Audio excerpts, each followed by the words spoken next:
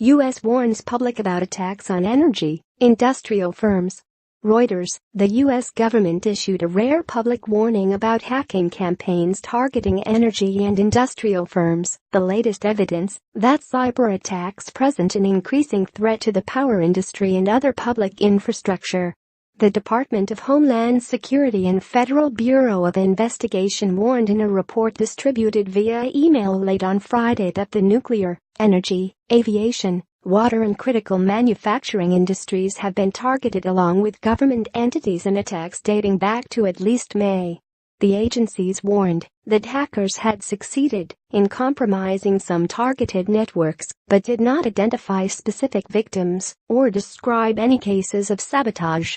The objective of the attackers is to compromise organizational networks with malicious emails and tainted websites to obtain credentials for accessing computer networks of their targets, the report said. U.S. authorities have been monitoring the activity for months, which they initially detailed in a confidential June report first reported by Reuters.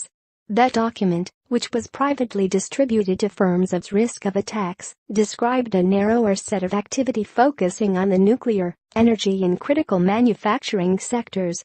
Homeland Security and FBI representatives could not be reached for comment on Saturday morning. Robert Lee, an expert in securing industrial networks, said the report describes activities from 2 or 3 groups that have stolen user credentials and spied on organizations in the United States and other nations, but not launched destructive attacks. "This is very aggressive activity," said Lee, chief executive of cybersecurity firm Dragos. He said the report appears to describe groups working in the interests of the Russian government, though he declined to elaborate. Dragos is also monitoring other groups targeting infrastructure that appear to be aligned with China, Iran, North Korea, he said. The hacking described in the government report is unlikely to result in dramatic attacks in the near term, Lee said, but he added that it is still troubling. "We don't want our adversaries learning enough to be able to do things that are disruptive later."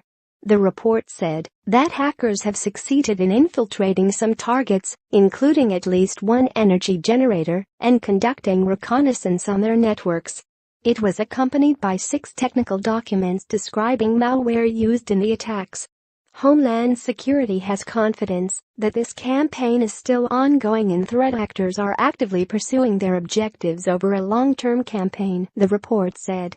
Government agencies and energy firms previously declined to identify any of the victims in the attacks described in June's confidential report.